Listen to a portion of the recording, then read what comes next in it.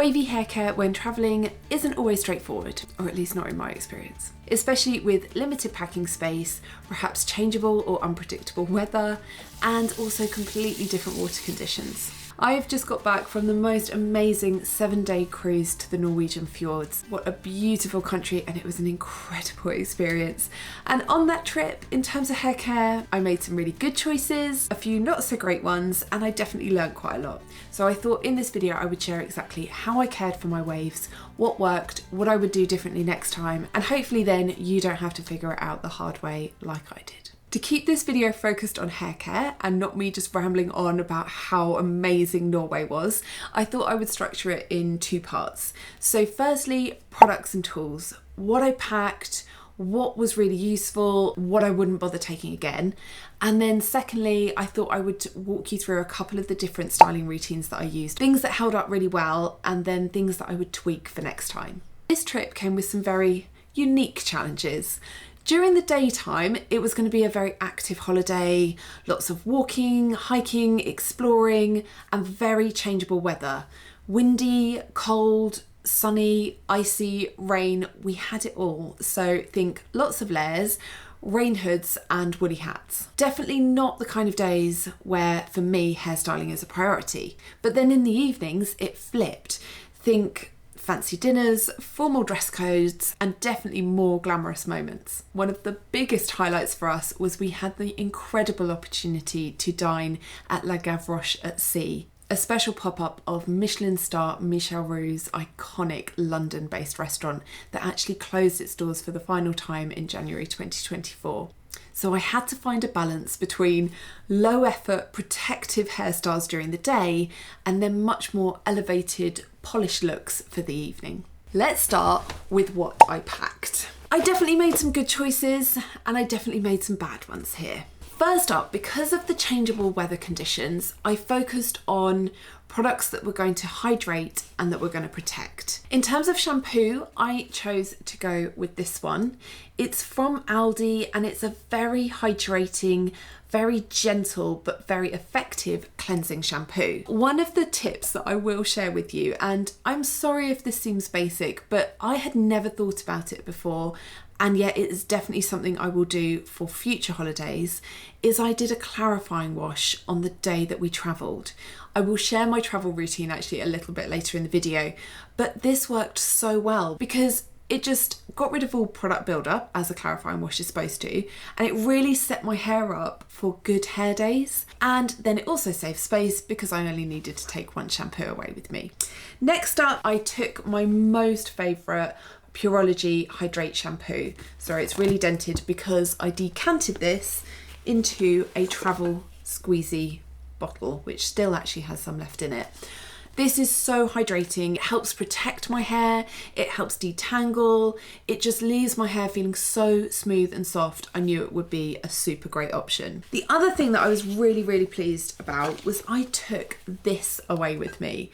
I don't know how you say it. Unuve,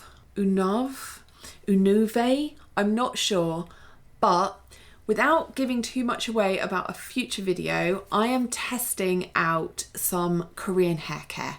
I am blown away by Korean skincare, and I just wondered, does the hair care live up to the same level of amazingness, technical term, as the skincare? So this is one of the products I tried out, and I mean, definite spoiler alert, it is amazing, which is why I took it away with me, because firstly, it's obviously teeny tiny, but secondly, it is so reparative and so quick to work. Honestly, this just has to sit on my hair for a couple of minutes at most, and it will just restore and revive my hair. So I also took that away with me. The other couple of things that I focused on were taking things away that were multi-purpose. So a leave-in conditioner that's also a heat protectant, helps to detangle and can be used on wet hair and dry hair. It is my much loved Olaplex number 5. This stuff is just absolutely brilliant. So those were all the products that I felt I had made really good choices with. Let me share with you a couple of strange decisions. This Olaplex number 10 with me. Not a strange decision from a performance perspective, because This is my favourite gel, but, and I will come on to it in a moment with tools, I didn't take a diffuser away with me. I'll explain more about that in a moment. But knowing that I didn't have a diffuser, therefore meaning it was unlikely that I was going to do many wavy hair routines, if any, I really did not need a gel. And I definitely didn't need a gel this big. And then 2 more products I took away. One, very sensible and got used a lot, and the other... I'm just gonna label it. What were you thinking? From a styling perspective, I knew I was going to wash and style my hair much more than I ever normally would in 7 days, and that I was going to potentially be using more heat on it than I normally would.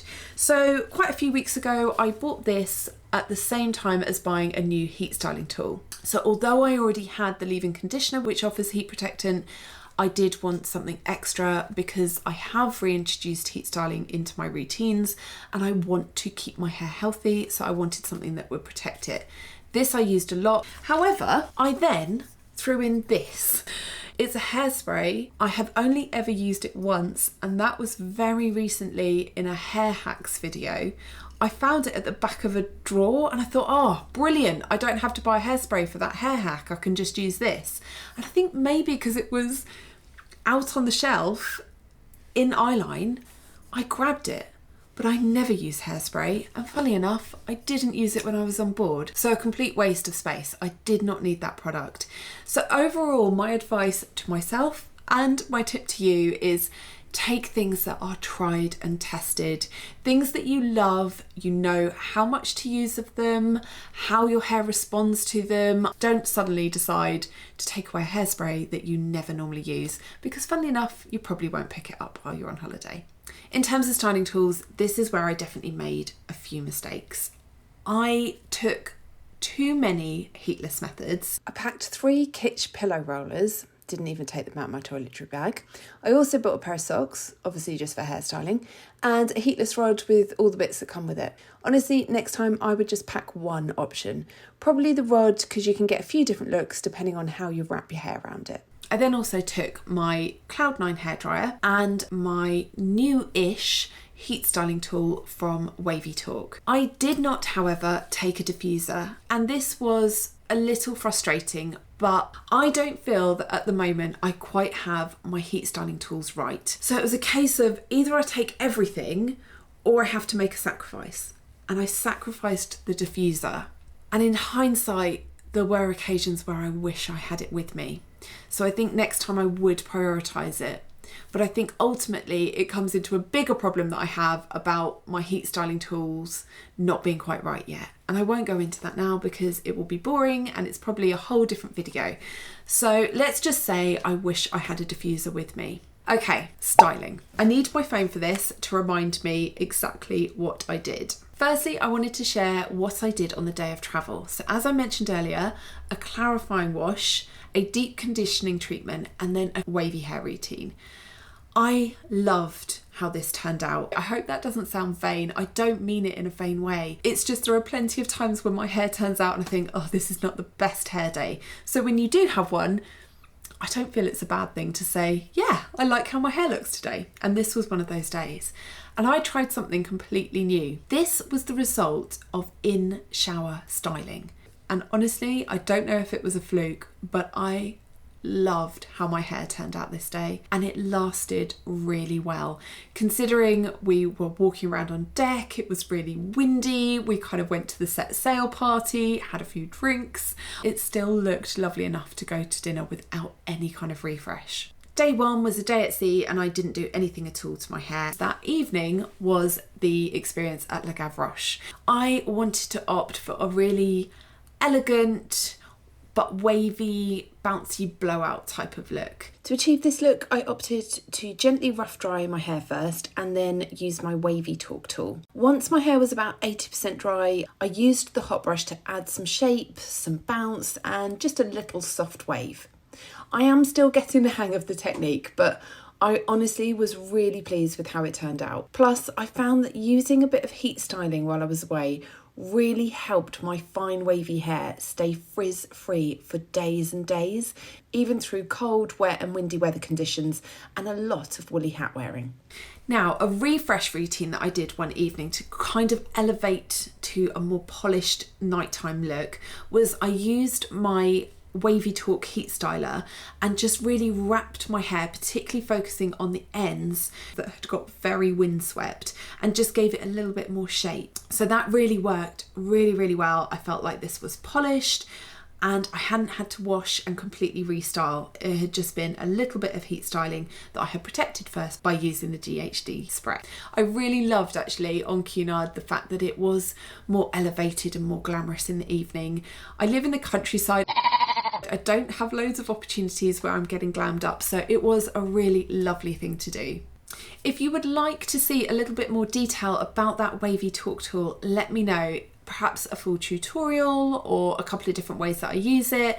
Drop me a comment, I will definitely get something filmed. And if you enjoyed this video, you might like to watch this one next because it's everything I do to care for my hair in a week. Thank you as always for watching. Have a lovely day, take care, and I will see you in the next video. Bye.